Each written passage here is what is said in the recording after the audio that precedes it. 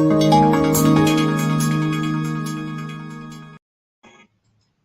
everyone, welcome to Inconvenient Truths. I'm your host, Jennifer Zeng. Today I will talk about 3 topics: the latest update of the CCP virus situation in China.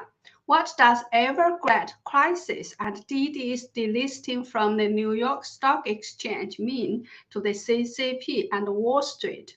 And how do I look at the boycott of the Beijing Olympics?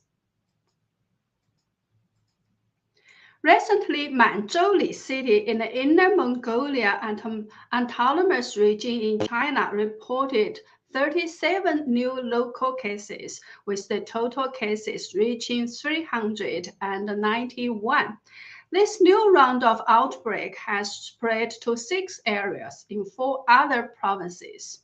In the meantime, at least 5 local officials have been removed from their posts for failing to control the pandemic. So you can see why CCP officials have the motivation to cover up the pandemic when they can, because their careers are directly related to whether they can control the disease. The situation continues to be very serious in Yunnan province too. Let me show you a picture. So this is a new regulation in Zhaoyang district, Zhaotong city in Yunnan province in China. It was announced on December 3rd. It says dogs are not allowed to go out from 6 a.m. till midnight. However, their owners can walk them from midnight to 6 a.m. in the next morning, on the condition that dogs also wear masks. So some people call it the strictest dog restriction order in human history. Do you agree? And in Ningbo City, Zhejiang Province, 2 residential areas are locked down, with all local schools closed and all flights cancelled on December 6th because 3 local cases had just been confirmed. In Harbin City in Heilongjiang Province, an extremely strict lockdown is implemented. Residents are not allowed to leave their homes at all. Let me show you a picture.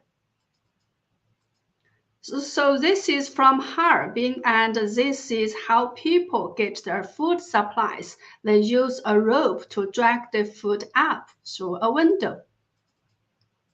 This picture was captured from a video. Someone at the Zijingcheng residential area in Nangang district in Harbin jumped to his death because he couldn't endure the extremely strict lockdown. This is another photo showing the same scene, but after the police arrived and blocked the spot. As of December 5th, Harbin added 5 new medium-risk areas, so all the residents in all the medium-risk areas are locked up at their own homes. All the schools and kindergartens in 6 districts are closed from December 6th. So that's the situation in China, and how the CCP is still trying very hard to zero out the virus. Now, a little bit of an update on China's real estate developer Evergrande and the real estate industry. You might have already read the news that last Friday, December the 3rd, Evergrande said in a filing to the Hong Kong Stock Exchange that it had received a demand from creditors to pay about $260 million US.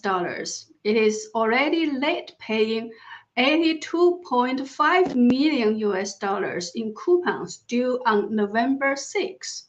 It said, in light of the current liquidity status, there is no guarantee that the group will have sufficient funds to continue to perform its financial obligations. It also said that creditors may demand accelerated repayment if it does not. The government of Guangdong immediately summoned Evergrande's chairman after the announcement was made, and the provincial authorities said in a statement it would send a working group to Evergrande to oversee risk management, strengthen internal controls, and maintain normal operations. China's central bank, the People's Bank, quickly came out to say that Evergrande's problem was mainly caused by its own mismanagement and breakneck expansion. Short-term risks caused by a single real estate firm were not undermine market fundraising in the medium and long term, and housing sales, land purchases, and financing have already returned to normal in China, etc. However, the reality is the real estate market is far from returning to normal. Apart from Evergrande, many other developers have defaulted one by one. The price and sales volume of properties keep dropping in many places. And because of the drop of house prices, many people choose to stop paying their mortgages and let the banks take back the properties, as these properties have become negative assets. What they owe to the banks is more than the property's market value now. So of course, it's better off to stop paying the mortgages. Let me show you a short video which shows that every day there are dozens of new foreclosure properties being listed on the auctions website.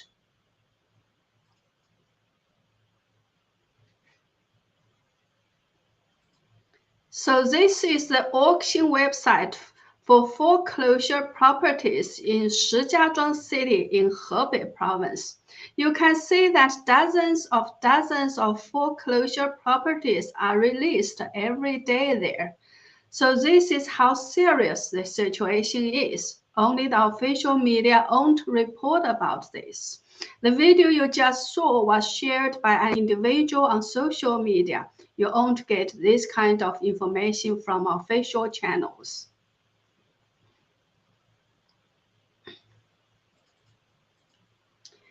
However, there is another piece of news that has been overlooked by many people. On December 3rd, the same day when Evergrande announced that it didn't have enough funds to perform its financial obligations, the mayor and the CCP Party Secretary of Guangzhou City in Guangdong Province were removed at the same time. So Wen Guohui was removed as the mayor and Zhang Shuofu was removed as the party secretary. The new mayor is Guo Yonghang and the new party secretary is Lin Keqing. You know, Guangzhou is a very important city in China, and even the official media said it is very rare for the mayor and the party secretary of such a big city to be replaced on the same day.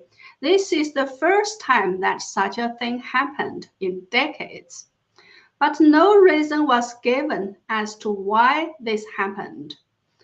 A Chinese language media in Hong Kong reported that it was because last year many banyan trees in the city were cut down and people didn't like it. So they complained to the central government, and that was the reason why the mayor and the party secretary were replaced on the same day.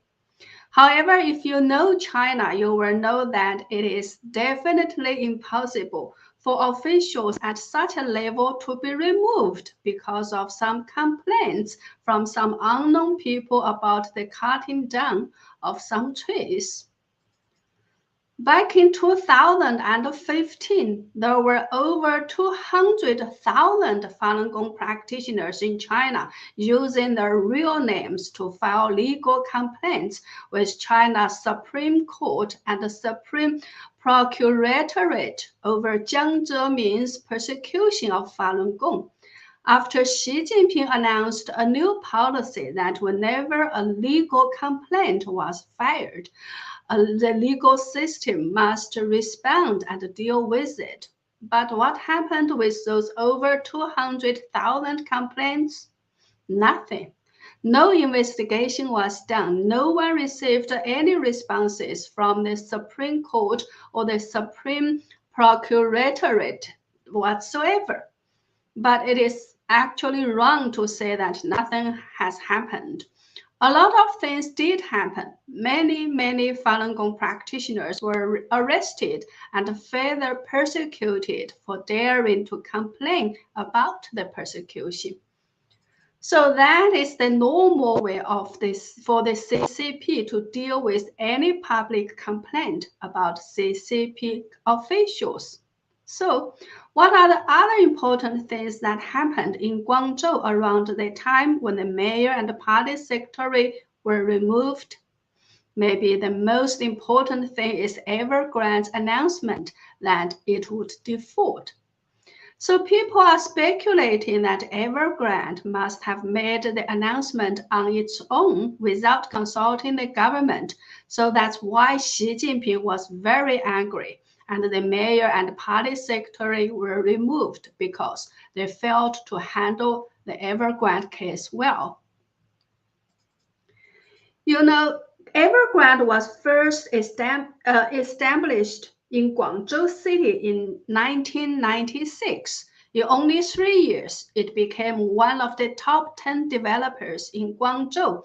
We all know in China, the most important thing for a developer to succeed is that you must be able to obtain land from the local government. So one can only imagine what a close relationship Evergrande must have with the Guangzhou city government. Although Evergrande moved its headquarters to Shenzhen City in 2017, many of its subsidiaries remained in Guangzhou, and in August this year, it removed its auto business as well as nearly 1,000 employees back to Guangzhou.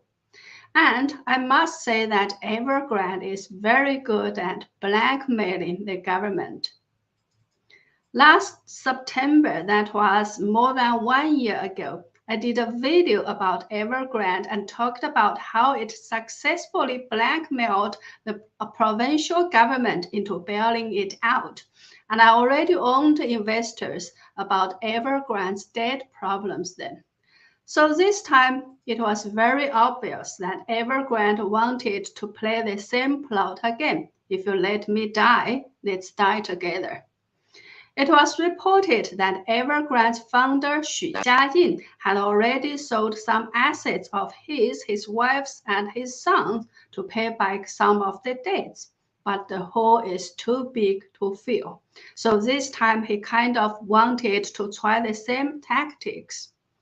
But will he succeed again? I'm afraid not. Another big event happened almost at the same time when Evergrande made that announcement is that Didi Chuxing, China's version of Uber, announced that it would delist from the New York Stock Exchange just 5 months after its debut and obviously under pressure from the CCP. We all know that the Evergrande crisis is of particular concern because it involves more than 180 billion US dollars in foreign debt. In the past, when the CCP wanted very much to attract foreign investment, it would always do its best to try not to default on foreign debts. So this time, if the CCP refuses to save Evergrande and at the same time it forced Didi to delist from Wall Street, it could indicate that the CCP no longer cares about Wall Street money that much anymore. This is the dilemma the CCP is facing. If the CCP continues to tighten its control over how much debt the developers can borrow, the industry will surely die. If it doesn't control the debt level, the bubble will become too big. and it will surely burst, which could result in the collapse of the entire Chinese economy as well as the CCP's regime. So, under this kind of circumstance, the CCP may choose to sacrifice Wall Street to let Evergrande default on its foreign debt and keep the money inside China to save its own regime.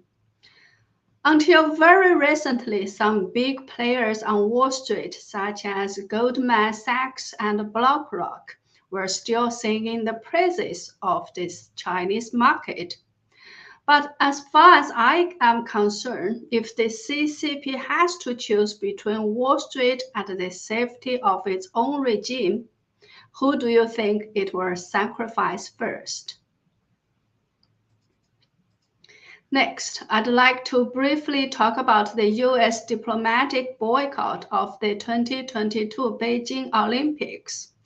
First of all, this is of course a good thing, although not good enough. The CCP should not have been granted the Olympics at all in the first place.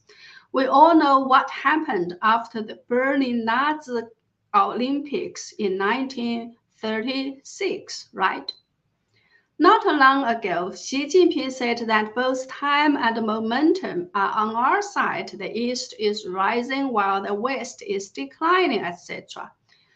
Do you know when the CCP started to feel that the East is rising while the West is declining? And what made the CCP feel this?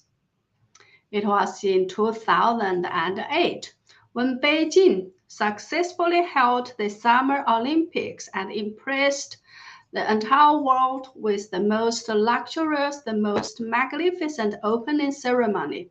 The CCP didn't care about how much it spent to create such a magnificent event to glorify itself. And in the same year, the US and the world were hit by a financial crisis. So that was when the CCP started to feel that the East is rising while the West is declining. And after the 2020 COVID pandemic, the CCP felt it had more reason to believe that the East is rising while the West is declining. However, unfortunately, this time it seems that the tide has turned against the CCP, as more and more people in the world are fed up with the CCP's behaviors and way of thinking.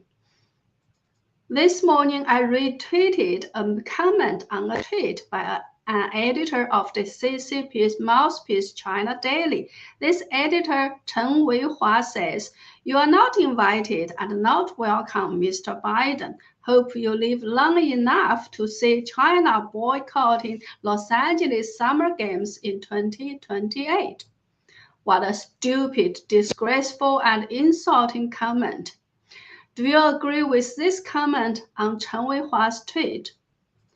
The problem is the CCP doesn't know how far away its way of thinking is from the civilized world, nor does it know how ridiculous its behaviors and statements are.